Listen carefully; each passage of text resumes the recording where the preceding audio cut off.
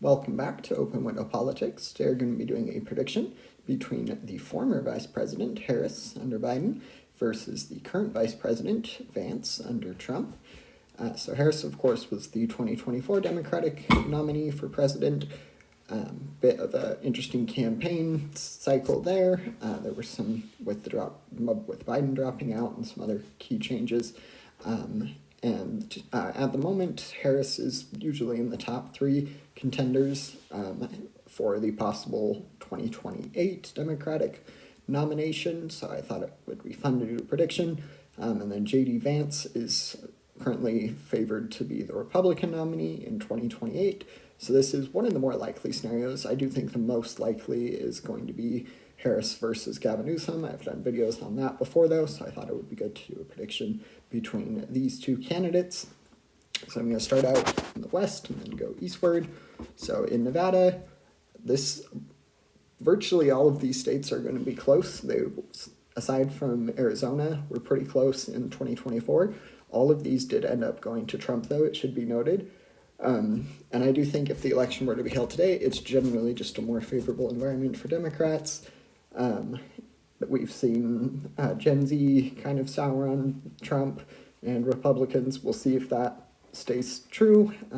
But we've seen that as well as some other key voting demographic groups shift away from Trump. So I do think that if the election were to be held today, that the state of Nevada would end up in the Democratic column. Republicans are really hoping that the victory here in 2024 is going to be an indication that they'll be able to win it in the long run.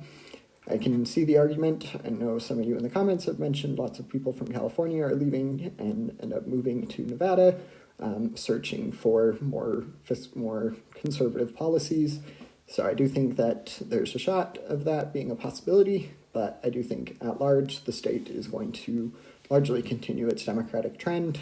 I do think that the state is willing to elect. They do have a Republican governor. They're willing to elect Republicans. On the presidential level, though, if the election were to be held today, that's probably how I would call it.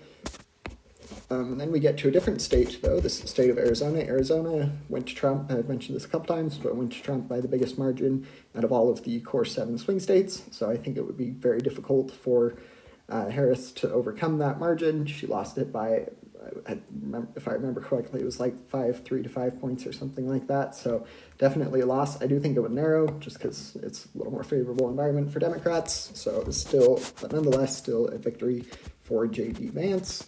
And then I'm going to now go to the state. Whoops, didn't need to do that in Alaska. I'm going to go to Wisconsin. I do think Wisconsin is probably Harris's best chance, aside from Nevada, at winning a state. So I'm going to put the state of Wisconsin in the Democratic column.